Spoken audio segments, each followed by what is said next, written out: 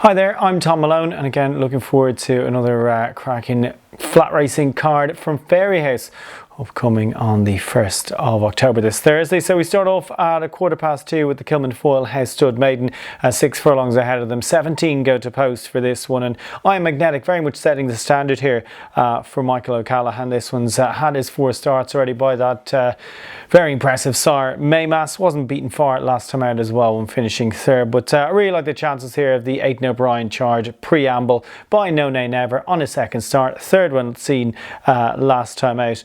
That was at Naas in what looked at a pretty decent contest when he finished behind Hype that afternoon. So yes, while I Am Magnetic sets the standard and definitely will have fitness on his side, wouldn't be surprised if Preamble improves past him in the opening race there at 2:15. Second race of the day is at 10-3, and it's a 6 furlong claimer, and it looks like the Hilltop Racing crew could have this one in the bag. Obviously Tony the Gent won a claimer quite similar to this just before lockdown, but I'll be very much with Lincoln, who is a previous course and distance winner. Yes, he doesn't have too much left to be uncovered. He's age 9, but he is well in at the weights here for this one, so obviously ready to get rid of Lincoln if the phone starts ringing, and I fancy Lincoln to oblige there at 10-3 in the second race of the afternoon, that Fairyhouse Racecourse claiming race. At 3:25, the top two here in his Folly Fairyhouse on social media handicap over 6 furlongs really catch the eye. That's Independent Missy off a mark of 80 and Send My Love to Rose, who's rated just £2 less. The pair of these in decent form will definitely handle the rain soften going as well, but that slight preference is for Send My Love to You from the Mick Halford yard by Invincible Spirits, and we know we'll handle that soften going. Won a Curragh Maiden, and they probably had high hopes for her last year, so obviously in here off a mark of 78 on ground that should be suitable, and I fancy Send My Love to You to oblige in the third race of the afternoon.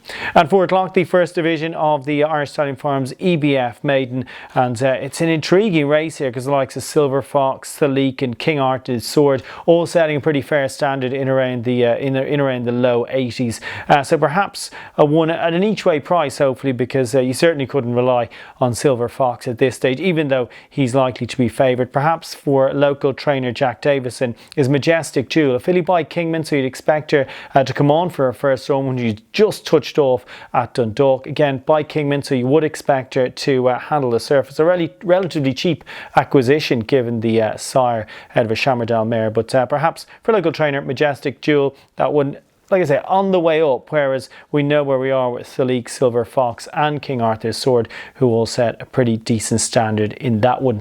The second division of that maiden, the Irish Stallion Farms EBF Maiden for 3-year-olds and upwards, is at 4:35. Looks maybe the lesser of the two. Delta Dawn's been off for a long time for Aidan O'Brien, 407 days. You would have hoped that that's the kind of horse you would have seen in those really decent middle distance races over the course of the summer. Obviously all's not been well, so if he's fit enough, he could potentially have a favourites chance. But I like the chances of Caldwell here by Dan Silly, and like I say, that recent run with third at Bellewstown, you'd imagine that track wouldn't particularly suit, so slightly better track this afternoon at Fairyhouse, and think Caldwell can get the better there of Delta Dawn at 25-5.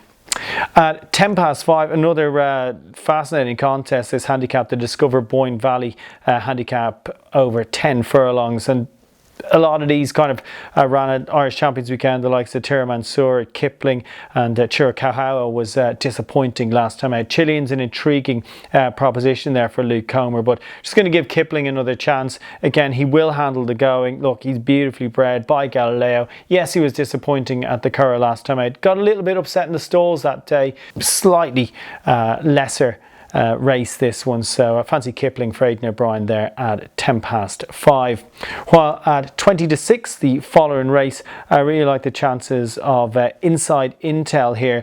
This one, the top weight here for Mikey Sheehy and Andy Oliver. Wasn't beaten far last time out, and look, you just like to think that has run well off a similar mark in the past. Got a claimer on board in the shape of Mikey Sheehy, the top one here. You look through the rest of these and they don't look great. Yes, obviously Emerald Green for Aidan O'Brien could be anything, but really like the chances of Inside Intel here. Like I say, the valuable claim of £7 from Mikey Sheehy will definitely help in that one. And we close out at 6:10 with the Dunboyne Castle Hotel handicap. This one over 1.5 miles, and I really like the chance of the top weight in this one, Conor Hogan, who was a winner last time out, so runs here under the £6 penalty for Noel Meade, who's absolutely banging form on the flat this season. Colin Keane, obviously he's looking to regain his champion jockey's title as well. That pair have been pretty hot all summer long, and I really like the chances here of Conor Hogan. Definitely the danger. His Pure Nature is also a winner last time out, running under the £6 penalty, but probably one of the best bets of the day is in the last race in the card, that Dunboyne Castle Hotel handicap, and I really fancy the chances of Conor Hogan to keep the good run going for Noel Meade and Colin Keane.